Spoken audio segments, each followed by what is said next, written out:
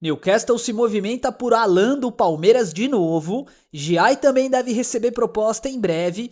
Verdão mira novo treinador para o Sub-20, acompanhamento da situação de Danilo e a análise do Verdão no SofaScore.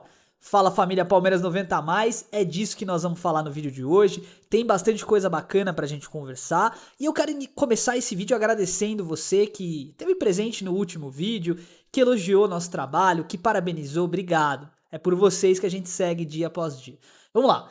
Começar falando a respeito da situação do Newcastle, tá? Saiu em diversos veículos de imprensa, inclusive num jornal britânico, tá? Que o Newcastle está preparando uma proposta na casa de 284 milhões de reais para trazer o Alan do Palmeiras. Eu sei, eles já vieram no passado com uma sondagem, depois mandaram um emissário para o Brasil para conversar com o Verdão. O Palmeiras fechou as portas, mas parece que agora vai ter proposta concreta. E o Palmeiras vai ter que decidir se opta por ficar realmente com o jogador ou se vai vendê-lo. 284 milhões de reais é dinheiro demais, gente. E eu quero saber qual que é a opinião de vocês. É um valor suficiente para vender a cria da academia ou não? Diz nos comentários o que você faria se a decisão estivesse nas suas mãos. É complexo. O Palmeiras precisa vender jogadores. Na minha opinião, vale a pena, tá? Se de fato pintar essa proposta de 284 milhões de reais, é bom pro garoto e é bom pro Palmeiras. Eu acho que faz sentido sim aportar esse, ou melhor, receber este aporte financeiro e aí sim pensar em mudanças para o time. Porque embora o Alan seja um jogador excepcional, o Palmeiras precisa se reformular em alguns quesitos. Nós já vamos falar disso. Vamos seguir o nosso giro de notícias e a gente já volta nesse tema. Sobre o Giai, gente, o Giai foi convocado para a seleção argentina, todo mundo já viu, e cara, ele fez uma partida contra o São Paulo de elite. Eu não tenho ego, não tenho frescura pra chegar aqui agora e ficar falando que eu sempre, que eu nunca critiquei, né? Vocês sabem o quanto eu falei do Giai aqui e o quanto eu disse que tecnicamente ele não tinha condição de jogar no Palmeiras. E aí essa partida contra o São Paulo me fez, cara, no mínimo me pegou de surpresa, né? E tá tudo bem, eu acho que é assim que a gente faz, né? A gente não tá analisando o ser humano, a gente analisa a performance. E é por isso que não fica com o rabo preso com ninguém. A performance dele foi muito boa, como no passado estava sendo péssima. Pois é, Giai deve receber proposta, e aí a informação tem diversos veículos também, MoonBH, enfim, uma série de locais ali que estão falando que a Atalanta e o Milan deve fazer proposta pelo Giai. O Atlético de Madrid também está de olho, assim como está de olho no Flaco Lopes, também está de olho no Giai. Pode ser que nessa janela de junho agora, o Palmeiras receba sim alguma sondagem e o Giai convocado para a seleção argentina, ele abre meio que um holofote, né? Vamos ver como é que essa situação vai finalizar. Além de tudo isso, o Palmeiras está mirando a contratação de um novo treinador para o Sub-20, né? É legal falar disso porque o treinador Alan Barcelos era treinador do São Paulo Sub-20, foi campeão da Copinha em 2025, né? Um bom treinador e, cara, vamos lá, ele foi sondado pelo Palmeiras e na ocasião optou por renovar contrato com o São Paulo. Dessa vez ele pediu as contas, ele se demitiu do São Paulo e está esperando a proposta oficial do Palmeiras, deve fechar com o Verdão. E aí a informação é do Jorge Nicola, né? E aí a gente ficou pensando no seguinte: o cara ele se demitiu do São Paulo porque o São Paulo prometeu algumas coisas pra ele e não cumpriu. No Palmeiras, ele sabe que é um projeto profissional, é a melhor base do país. E há grande chance dele conseguir, seja lá o que é que ele quer, né? Na minha percepção, ele precisa de um trabalho ancorado em profissionalismo. E eu não tô falando que o São Paulo não faz isso, veja bem. O que eu tô querendo dizer é que o Palmeiras tem um elo, uma estrutura toda vinculada à base. Tem condição de entregar mais potencial para que ele se desenvolva como treinador e quem sabe um dia fazer parte do elenco profissional, né? Pois é, Alan Barcelos deve sim ser o treinador do Palmeiras e aí é claro, né? Com toda essa situação que tá sendo elencada, a gente não pode deixar de lembrar do Danilo, tá? Situação do Danilo, como a gente já vem relatando e acompanhando diariamente, segue muito firme, tá? O Palmeiras está interessado no jogador e agora é oficial. O Botafogo vai tentar segurar ao máximo, assim como fez com o Marlon Freitas, mas na minha opinião, o Botafogo vai ter que vender o atleta na próxima janela e o Palmeiras é um dos principais interessados. Sim, Danilo é jogador de Copa do Mundo, deve ir para a Copa, muita água pode rolar debaixo dessa ponte ainda, mas há uma perspectiva positiva de que o jogador seja vendido. Palmeiras tem grana, o jogador quer o Palmeiras. Agora, se ele joga essa Copa do Mundo, deita e rola, pode ter certeza que vai pintar um time da Europa e vai aportar grana pro Botafogo. SAF funciona assim, é por isso que eu sou contra a SAF no Palmeiras, tá? Para eles o negócio é capitalizar. Eles não se importam muito com o clube, né? Então o cara tira dinheiro daqui para mandar pro Lyon, tira do Lyon para mandar pro Crystal Palace, do Crystal Palace para cá e ele vai ano após ano fortalecendo um clube. E seja o que Deus quiser nos anos posteriores, né? Pois é. Além de tudo isso que a gente comentou aqui, voltando a falar rapidamente da situação do Alan e dos reflexos que isso tem no Palmeiras e depois a gente vem pro SofaScore.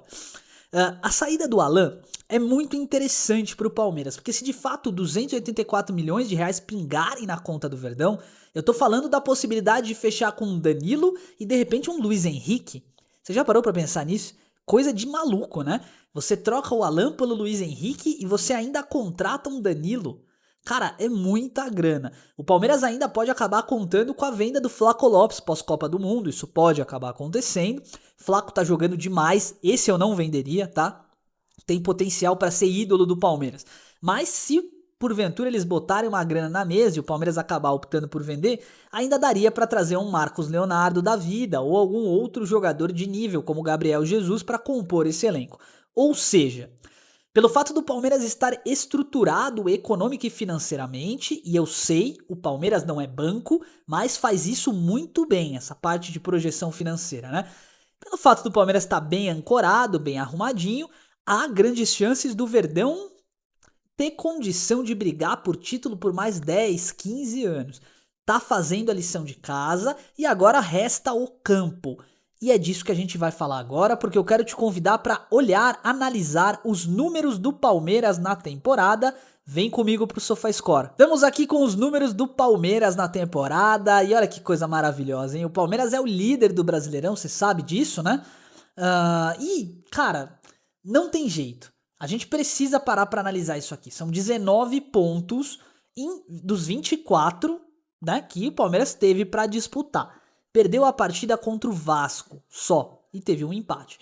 Então, assim, quando a gente analisa o Brasileirão, né, só o Brasileirão, as estatísticas do Palmeiras nos mostram que o Verdão tem uma nota 6,95 com 17 gols marcados, 8 sofridos, tá? 14 assistências. Então, 17 gols marcados, gente. Vocês têm noção disso? São mais de 2 gols por jogo, ou seja, baseado em número, e aí é matemática, não é opinião, tá? É algo preciso. Você enfrenta o Palmeiras sabendo que há uma grande possibilidade de você tomar pelo menos 2 gols, e esses números são muito altos, tá? Então a média de gols do Palmeiras por partida é de quase 2,5, né? Enfim, não existe meio gol, né? Então vamos considerar 2 gols aqui. Sendo um gol de pênalti, 3 de falta, né? E 13 gols de dentro da área, tá? Então o Palmeiras fez 13 gols de dentro da área. O que que essa estatística nos revela? Nos revela que o Palmeiras está conseguindo triangular a bola para entrar na defesa adversária, coisa que a gente pediu tanto, né? Tanto que a gente pediu no ano passado.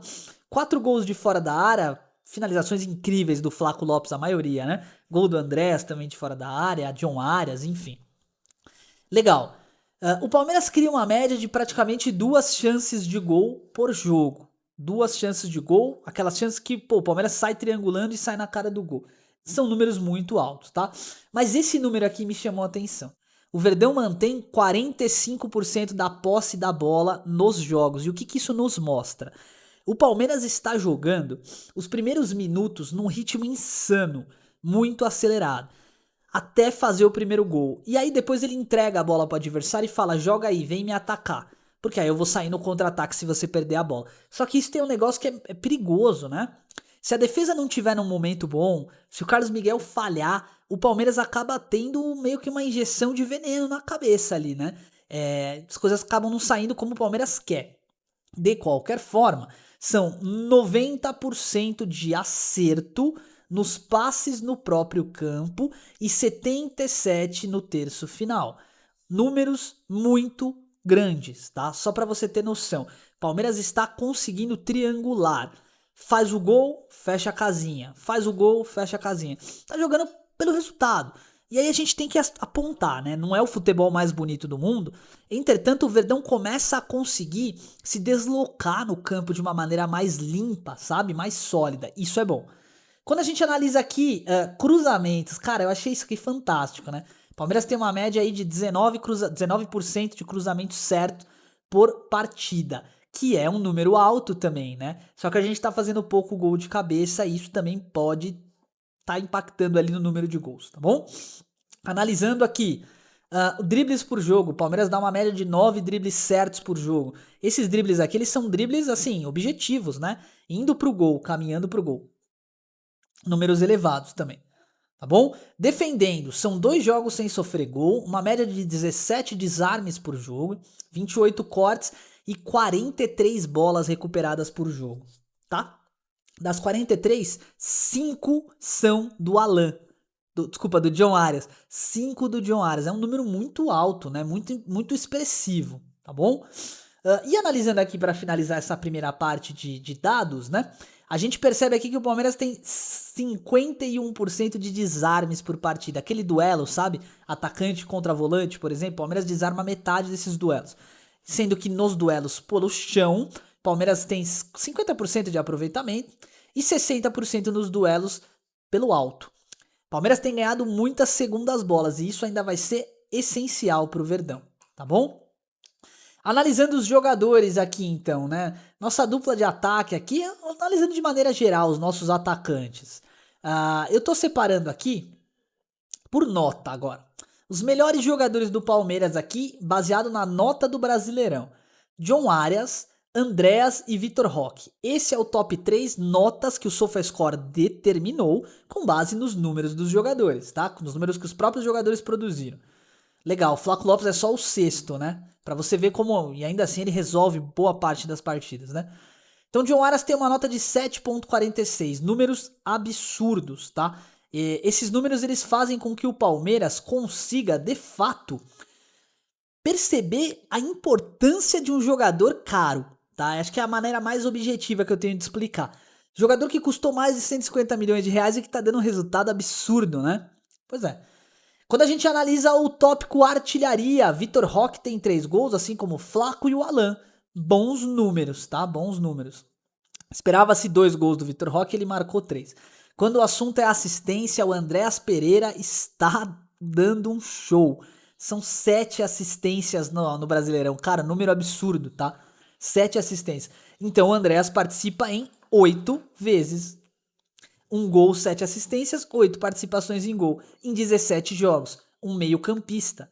Número, mano, muito alto, tá? De verdade. Analisando tudo isso e vendo aqui os detalhes do Palmeiras, né? Uma média de idade de 25 anos, um total de 28 jogadores no elenco, né? Eu queria fazer uma pergunta para vocês. E aí eu quero que vocês me respondam sinceramente, encerrando aqui essa parte do SofaScore. O Palmeiras está jogando bola para ser campeão brasileiro e da Libertadores esse ano? Faz sentido para você? Ou essa afirmação, essa questão, né? É uma questão que para você não faz sentido nenhum. O Palmeiras não está conseguindo entregar aquilo que de fato poderia. Eu quero a sua opinião agora e eu quero que você me diga muito mais do que isso. O que você faria para mudar o Palmeiras caso você não ache que o Palmeiras está no caminho certo? Qual é a sua opinião? Troca treinador? Contrata? Vende o Alan e traz outro jogador? Me dá a sua opinião, é importante para mim ter acesso a ela porque é com base nisso que a gente também vai construindo o nosso raciocínio. Isso é muito legal, tá bom? No vídeo passado a gente aproveitou esses momentos finais do vídeo porque a vida não é só Palmeiras, né? A gente é apaixonado pelo Palmeiras, mas a gente entende que a vida ela traz diversas outras facetas, né? Tem diversas outras questões que a gente pode abordar e eu fiquei muito feliz com o resultado, tá? Eu deixei pra falar disso no finalzinho do vídeo porque você já sabe, já falei várias vezes aqui. Neste momento do vídeo, não tá a galera que entrou aqui só pelo hype da notícia e tal. tá? Ou da análise, tá? A galera que gosta da comunidade, tá? A galera que gosta da gente, né? E então eu tô aproveitando esses minutos finais sempre para passar uma mensagem diferente. No vídeo passado nós falamos sobre um pouco do imediatismo que a sociedade nos impõe e sobre a possibilidade que o exercício físico, desde que acompanhado por uma equipe médica e acompanhado pelo próprio profissional da área, as benesses que isso traz para nossa vida, para quebra da ansiedade, etc, né? Então hoje eu queria, o engajamento da galera foi muito positivo, a galera gostou muito, né? Elogiou bastante e tal. Então eu queria aproveitar esses minutos finais para falar um pouquinho, só que dessa vez de um outro pilar, que é a questão da violência nos estádios, tá? Eu sei que tem muita gente que se ancora, por exemplo, em opiniões que talvez divirjam da minha e tá tudo bem. Mas eu queria pontuar para vocês aqui uma coisa, para mim é importante, tá? Quando a gente tá numa partida de futebol, jogando ou assistindo, a gente tende a ficar mais emocional, né? É o que eu falo, o futebol é um esporte passional. Você quer ganhar, você fica competitivo, né? O problema é o seguinte: quando a gente acaba focando demais nisso, a gente esquece das consequências das nossas ações. E é sobre isso que eu quero trazer hoje a pauta para vocês para conversar, tá bom? Ah, a gente tem visto cada vez mais torcedores, inclusive do Palmeiras, sendo presos, sendo indiciados por atos ridículos, assim como pichação ao clube, violência, briga. Cara, e eu queria reforçar esses momentos finais aqui do vídeo dizendo pra vocês o seguinte: por mais que a gente ame o Palmeiras, ame o clube e ame a comunidade que isso faz, por exemplo, eu tenho um vínculo com o Palmeiras da minha infância. Eu lembro do meu pai chegando lá, eu lembro de churrasco pra assistir jogo. Eu vivi uma história com o Palmeiras, é por isso que eu amo, porque está associado diretamente à minha família, então me traz uma memória positiva, né? A partir do momento que a gente toma uma decisão, por exemplo, de brigar com outro torcedor ou qualquer coisa do tipo, a gente está colocando em risco tudo aquilo que importa verdadeiramente além do clube. Então, eu aproveitei esses minutos finais para trocar essa ideia com vocês, até para abrir um pouquinho o coração aqui, porque eu pretendo fazer isso mais vezes, tá? Eu acho que cabe no nosso canal, na nossa comunidade, para essa galera que tá aqui agora, sabe? Que tá ouvindo até agora o nosso contato aqui, nosso conteúdo, falar de outros assuntos também. Então eu quero reforçar, gente, entendam o que eu vou falar. Não vale a pena, tá? Nenhum tipo desses atos que eu cometei. Não vale a pena. Se você, porventura, é um palmeirense fanático, cara, e está irritado, incomodado com a postura do clube, é simples. Se afasta. Não compra camisa, não compra ingresso. Isso é uma coisa, uma forma de você demonstrar a sua indignação. Agora, pichação. Poxa, como a gente vê os caras fazendo aí, sabe? A cobrança exacerbada, né? Em cima dos jogadores, isso não vale a pena. É só a minha forma de pensar e eu quero convidar vocês a trazer esse diálogo agora pro vídeo de hoje, tá bom? Eu agradeço do fundo do meu coração, você sabe, o nosso canal não para de crescer graças a vocês. Muito obrigado pelo carinho de sempre, um forte abraço e avante palestra.